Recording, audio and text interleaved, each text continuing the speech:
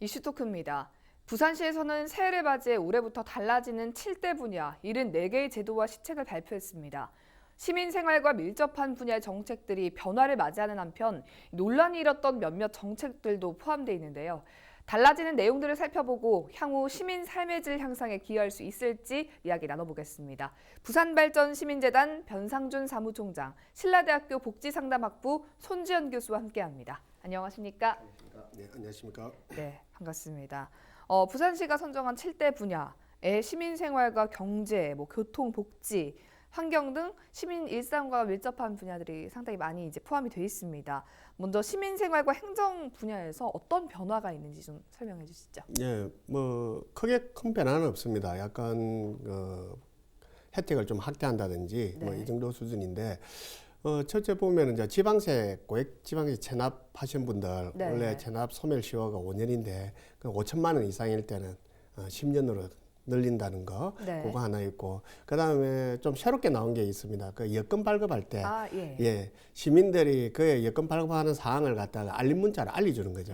지금 이제 홈페이지 들어가면 대기가 몇 명이 돼 있고 예. 며칠이 걸리고 그다음에 되고 난 뒤에는 언제 받으러 오시라 이렇게 알림으로 해준다는 게 있습니다. 네. 여기서 좀 특징적으로 눈에 띄는 게 이제 부산이 노령화 도시가 되다 보니까 청년에 대한 정책을 이렇게 많이 신경을 쓰고 있습니다. 예. 지금 오거돈 정부 들어서 네. 그 중에 하나가 이제 청년 사회 활동 지원비를 주는데 디딤돌 카드라고 있습니다. 예. 이걸 그전에 송이 중위소득 120% 이하에서 줬습니다. 그래서 한 600명 정도 혜택을 받았었는데 이번에는 중위소득 150% 이하입니다. 그래서 한 2,000명까지 늘어나고 있고 그다음에 청년 월세 지원도 1,000명에서 좀 더 많은 예산을 확보해서 3,000명까지 기간도 이제 9개월에서 10개월 그리고 최대 지원도 90만 원에서 100만 원 이렇게 늘려나고 있는 게 특징적이라고 할 수 있습니다. 네, 이 보시니까 어떠세요? 어떤 의견 좀 갖고 계세요? 글쎄요, 새로운 게 나온 건 없고 네. 지금 현재 부산시가 가지고 있는 예산으로 가서 할 수 있는 만큼 하고 있는 거고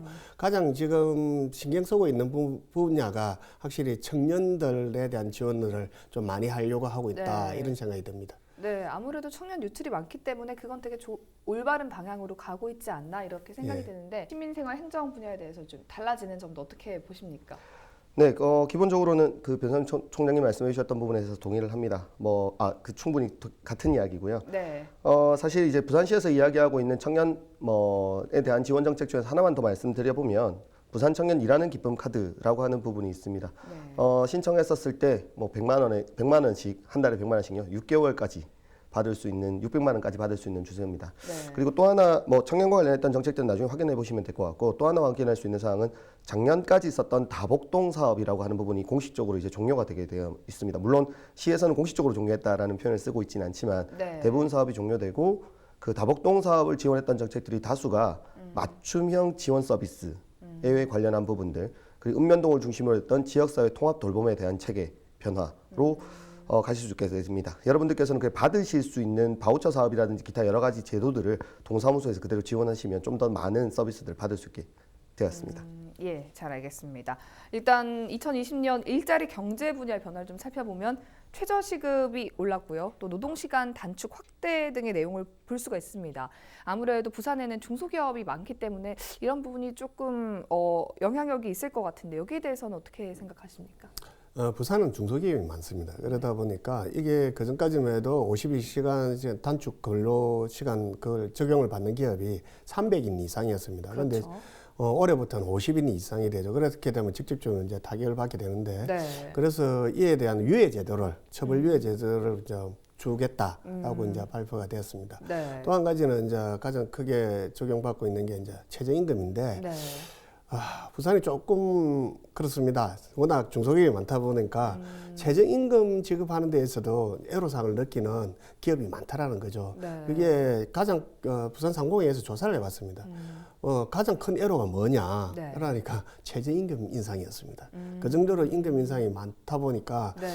이에 대한 타격을 어차피 받아야 되고 그리고 이게 좀 기업체가 우리 부산에 있는 제조기업이 특징이 뭐냐면은 주로 이제 조선 해양, 자동차 부품입니다. 네. 이 사업이 아주 활성화되었다 그러면은 조금 더 타격이 좀 줄어들 건데 이 업체 자체가 지금 좀 부진합니다. 예. 그러다 보면 타격을 더 크게 받고 있는 것 같고 더 큰 문제는 뭐냐면은 조사를 해봤더만은 근무 시간을 36시간 이하로 되는 근무 시간은 굉장히 늘어났습니다. 몇 프로 늘어났냐면은 12.6%가 증가합니다. 네. 그런데 근무 시간이 주중 36시간 이상 되는 거는 오히려 감소합니다. 이 이유는 뭐냐면 질 좋은 일자리는 없어진다는 거죠. 그러니까 말 그대로 장기적으로 재직할 수 있는 일자리는 없어지고 예. 파트타임 일자리만 계속해서 부산이 늘어나고 있다는 뜻입니다. 이 문제를 심각히 받아들이지 않으면은 예. 부산의 굉장히 삶의 질 자체가 처음부터 출발부터가 힘들어지는 상황이 되는 그런 상황이 될 수밖에 없습니다. 그래서 예. 좋은 일자리 마련하는데 집중적으로 노력을 하지 않으면은 결코 좋은 어떤 부산 시민의 질은 올라가지 않을 거라고 보여집니다. 네, 경기도 좀 나쁘고 해서 이런 부분이 좀 중소기업에 타격이 되지 않을까 좀 걱정이 됩니다. 일단 또 올해 경제 활성화 분야 주요 시책 중에 이제 가장 눈에 띄는 게 부산의 지역 화폐인 동백전 발행입니다. 사실 둘러싸고 논란과 갈등이 굉장히 많았기 때문에 우려하는 분들도 있지만 또 기대하는 분들도 있고 이런 상황인데 이런 부분은 어떻게 좀 보시는지? 네, 사실 작년부터 굉장히 많은 이야기들이 지금 현재 나오고 있습니다. 네. 그래서 이걸 어떻게 생각해야 되나라고 볼 수 있는데 경제 활성화에 대한 부분이라고 보면 기본적으로 이제 생산과 소비가 함께 움직여야죠. 그래서 우리 총영께서 말씀해 주셨던 부분은 사실은 생산을 통해서 부산 경제가 어떻게 나타날 것이냐에 대한 고민이었다고 보면 네. 지역화폐에 대한 가장 기본적인 이해는 사실은 소비를 통해서 지역이 어떻게 활성화될 수 있느냐에 대한 관점으로 볼 수 있습니다. 네.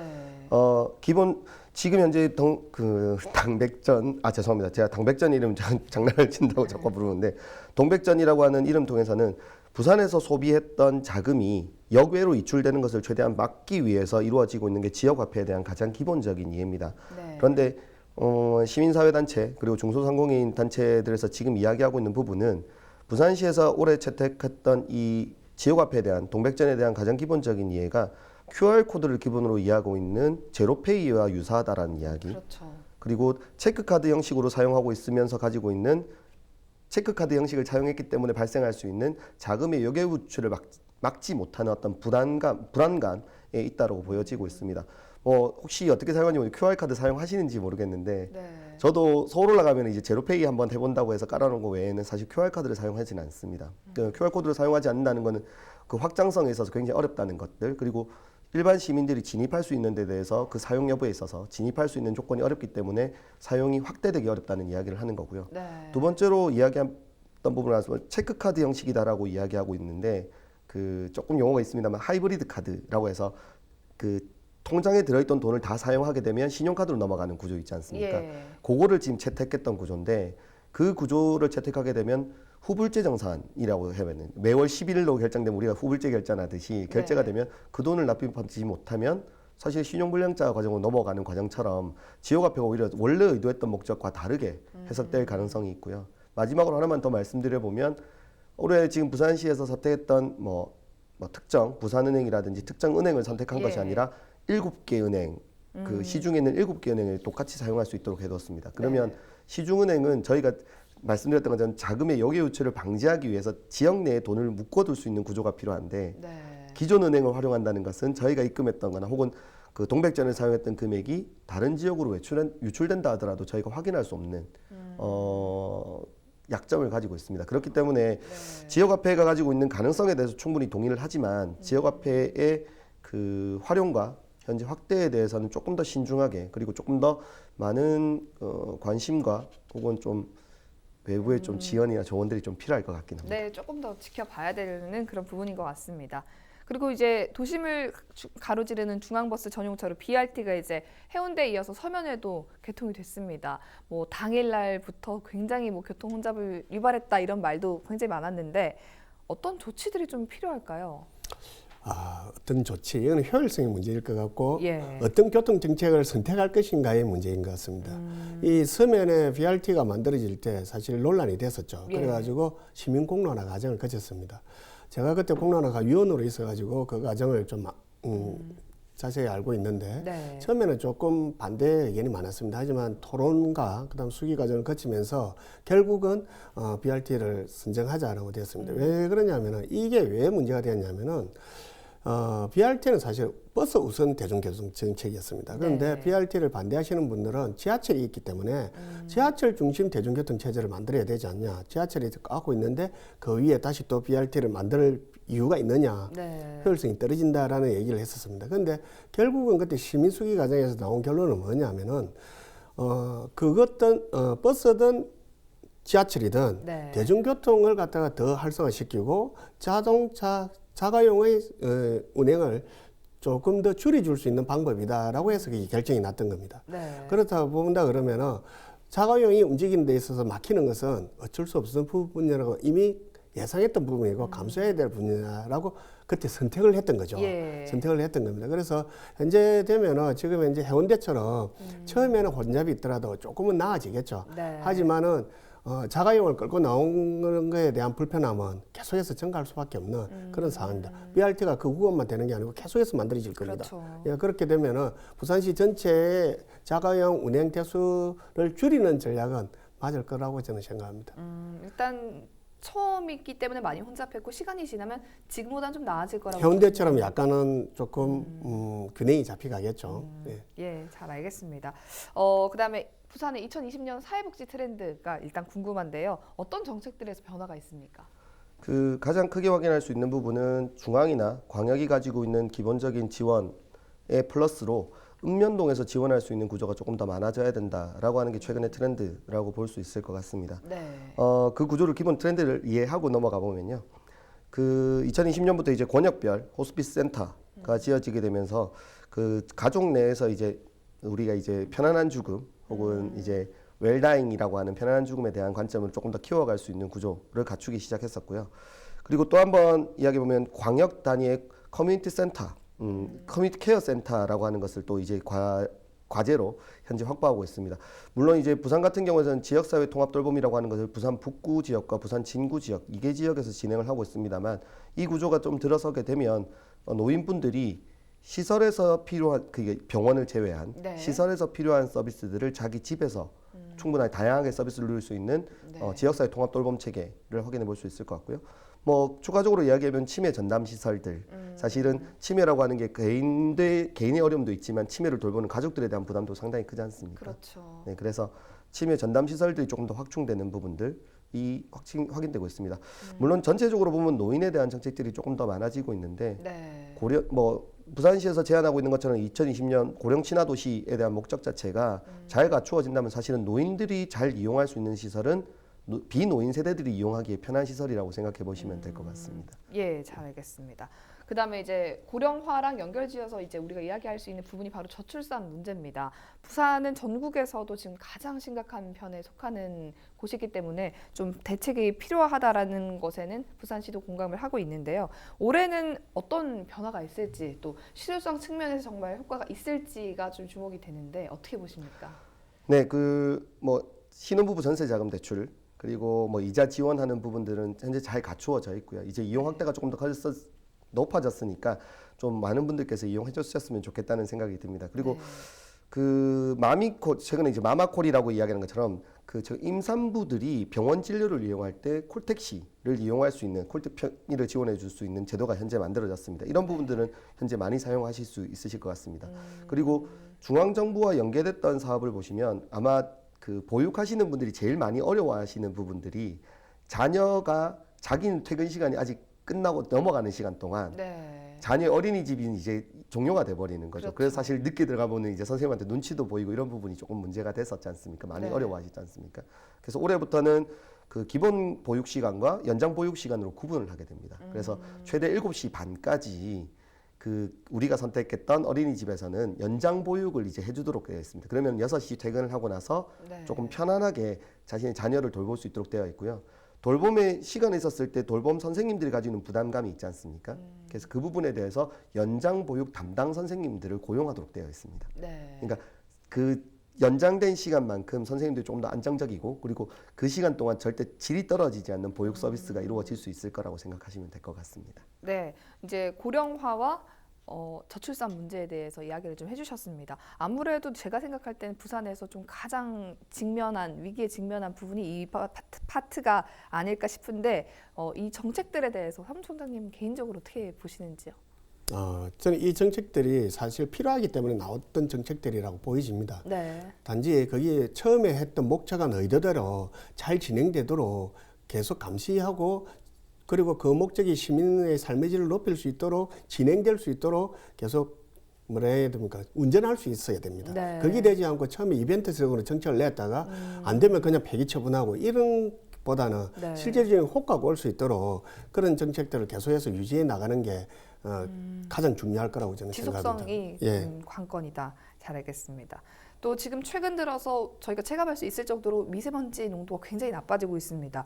올해 부산시 미세먼지 정책에 어떤 변화가 좀 있습니까? 예, 가장 대표적인 게 이제 5등급 배출되는 차량 대기 오염을 시키는 차량은 운행 정지를 시키죠. 네. 비상저감장치 발생했을 때 정신기에 새롭게 도입했는데 부산이 미세먼지가 바다가 있어서 네. 좀 작을 것 같지만은 사실은 더 많습니다. 왜냐하면 바다에서 나오는 선박에서 나오는 미세먼지가 굉장히 많습니다. 예. 그렇다 보니까 부산의 미세먼지에 더 많은 피해를 보고 있다라고 생각하시면 되는데 네. 그렇다 보니까 조금 신경을 많이 쓰고 있는 것 같습니다. 그래서 친환경차 특히 수소차 있죠. 그걸 네. 갖다 올해는 몇 대냐면은 830대까지 이제 지원금을 주기로 했고 그다음에 수소 버스도 15대 또 도입하기로 그렇게 돼 있고 가장 중요한 게 이 수소차가 운행이 되려고 그러면은 수소 저장 장치가 충전소가 있어야 되지 않습니까? 네. 이제까지는 2곳이었는데 4곳을 더해서 6곳으로 이제 늘려서 수소차가 많이 다닐 수 있도록